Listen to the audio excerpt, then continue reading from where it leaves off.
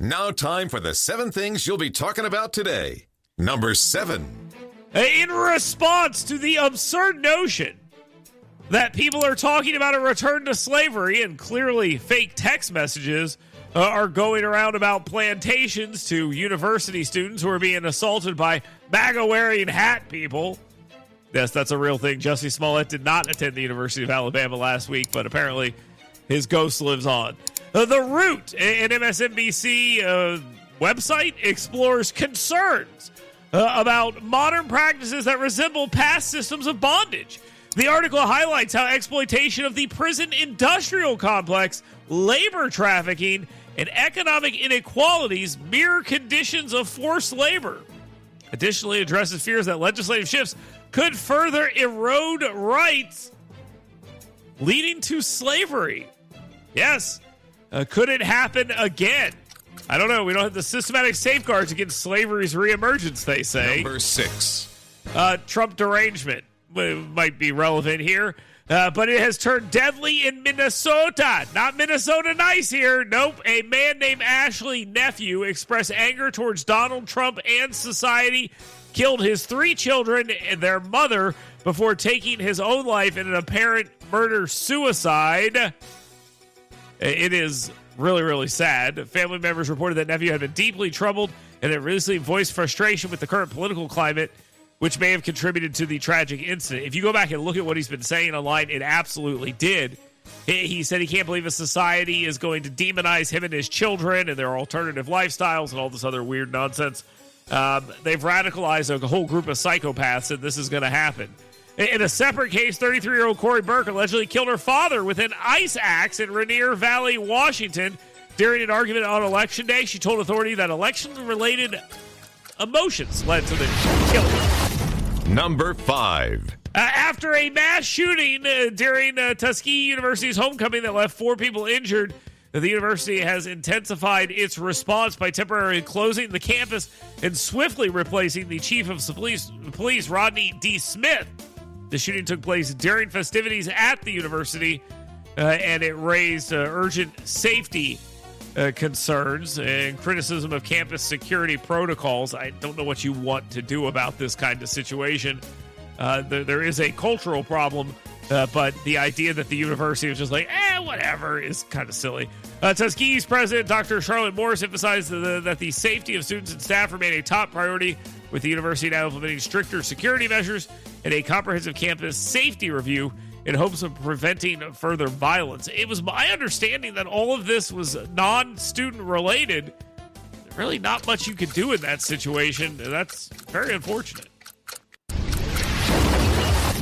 Number 4. A very small amount of Alabama lawmakers are debating something that isn't even happening in the most liberal state, so it has a very, very little chance of happening here in the state of Alabama. But sure, why not? State Representative Ontario Tillman, a Democrat out of Bessemer, has proposed the bill, and Chris England, a Democrat out of Tuscaloosa, is a proponent of the idea. They're arguing that making Election Day a holiday would send a strong message about the importance of civic participation and create a more equitable voting experience, especially for people with limited flexibility in their schedules. Please stop. Now, all I ask is that we just say, go to the polls if you want to go to the polls. Don't go to the polls if you don't want to go to the polls. Non-voting is just as much a choice of voting. Critics, however, question whether a holiday would truly address the underlying issues with voter access. What are they? Can someone tell me what those underlying issues are? Just tell me what it is, please. Number 3. President-elect Donald Trump has appointed the best people. ICE Director Tom Homan, the former ICE director, will now be his border czar. He will oversee mass deportations and increase immigration enforcement and streamline processing of undocumented individuals. Don't get too excited, my friends on the left. When he says streamline processing of undocumented individuals, he means taking their asses out of the country, not moving them into the country faster like you would like. Trump's proposed deportation plan includes using the military to house and process immigrants for deportation, which is exactly what they should be doing, potentially on a large scale, which is exactly what they should be doing. The strategy would involve establishing temporary facilities on military bases to expedite removal proceedings, sidestepping traditional detention facilities, which is, repeat after me, exactly what they should be doing. Number 2. President-elect Trump's victory may lead to the reversal of a 2023 decision to remove Space Command HQ's potential move to Huntsville from the books and to keep it moving to Colorado and building it out there, a move initially opposed by the Trump administration in favor of Huntsville, Alabama. U.S. Representative Mike Rogers, you know him as the Smackdown in Sacktown, the Republican from Sachs, chairman of the House Armed Services Committee, anticipates that Trump will overturn Biden's decision soon after inauguration. There also is some suggestion that Mike Rogers might be the next Secretary of Defense. That would be good for this move as well. Rogers argued that Huntsville was a top choice in multiple Air Force evaluations and highlighted the investigation by the GAO and the Inspector General that further support Huntsville's claim.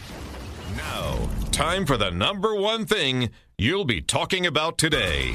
U.S. Senator John Thune, a Republican of South Dakota, is in the driver's seat for Senate Republican leadership. U.S. Senators John Cornyn, a Republican of Texas, and Rick Scott of Florida have all aligned themselves with former President Trump's demand that using recess appointments should be done to staff up his administration and bypass the Senate confirmation process. Which, by the way, you're abdicating your responsibility. Are they abdicating their responsibility, or are they saying we are willing to forego this for certain appointments? And that seems like what they're more likely saying is this is our affirmation of this. Now, you could say, Dale, you're kind of splitting the baby here, and that's probably true, but I could make the argument.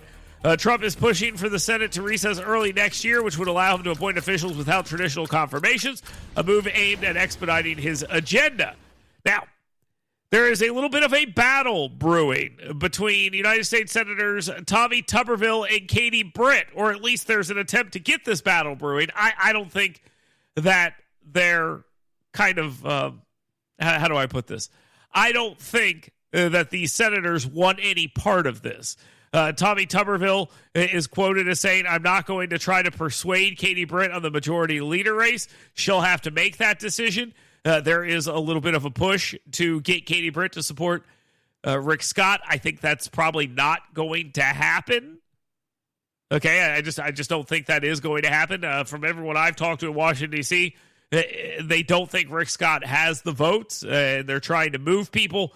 But there was a story in the Politico, take it with a grain of salt, that the efforts to move those votes are sort of backfiring, that this is all just internal rigmarole. Here, can I just tell you the truth here? Okay, ready? John Thune, Rick Scott, John Cornyn, all three of them will all be serving Donald Trump. And Tommy Tuberville even said this. Tuberville noted that whoever wins, Trump will be calling the shots. And that's got to make most of you at least happy. Tuberville also said John Thune is probably going to be the guy. So Tuberville is openly supporting Rick Scott. He's doing the rounds to do that. He is saying straight up, I want Rick Scott to win, but I think John Thune is going to win. He's also saying, I'm not going to sit here and try to persuade my colleagues, specifically Katie Britt, to vote the way I want her to. She's going to vote the way she's going to vote. And I know there's a lot of pressure building on her. I just don't think it's very effective at this point in time. I just don't think it is. It doesn't really appear that anyone is being moved. And there's some internal battles in Republican politics in Alabama over this, and that's fine. I heard somebody say something interesting the other day. Not the other day. It was on CNN. They were saying, well, this discussion could lead to some primary. Hey, listen to me. I'm going to be as honest as I can to you guys right now, which is completely honest. Nobody is getting primaried over this. Okay? There's not going to be a primary against Katie Britt or Tommy Tuberville down the line where they go, did you hear who they voted for Senate Majority Leader in 2024? Could you imagine if that conversation actually took place? Well, who did they vote for? John Thune over John Cornyn, over Rick Scott? Really? John Thune? Who's John Thune? Because that's how the conversation would go. So stop it. Okay, I just please. Let's be reasonable here for a second. If I was voting, I'd vote for Rick Scott. I like the idea. I'm part of the burn it down wing. Everyone's there. Let's have this be as aggressive and as MAGA as you can possibly be. Donald Trump's the guy. Let him have his way, 100%. The recess appointments seem like that's going to happen no matter who it is. Other than that, Donald Trump's going to be calling the shots. Get excised about this if you want. I think in 2 weeks, you won't even care. So there we go. That's the 7 things you should be talking about today. I'm sure there's a lot of disagreement there. And guess what? That's the beauty of the radio shows. You can have these conversations. You can have these disagreements. So jump in and have this disagreement right now. 866-494-WVNN. Tell me I'm wrong. I'm not, but tell me that I am. You can also get that in on the... You've got mail. DowntownRescueMission.org email inbox. Dale at WVNN.com. You can get that in there. So lots of ways for you to tell me I'm wrong when I'm not, by the way. And you can also get questions in for 10 with M, where Emily will answer these questions at the end of the program. Todd Pyro coming up here in just a little bit as well. Keep it locked right here. Stay tuned. Get WVNN's Dale Jackson 7 things you should be talking about today right in your email box every morning. Go to yellowhammernews.com and sign up today.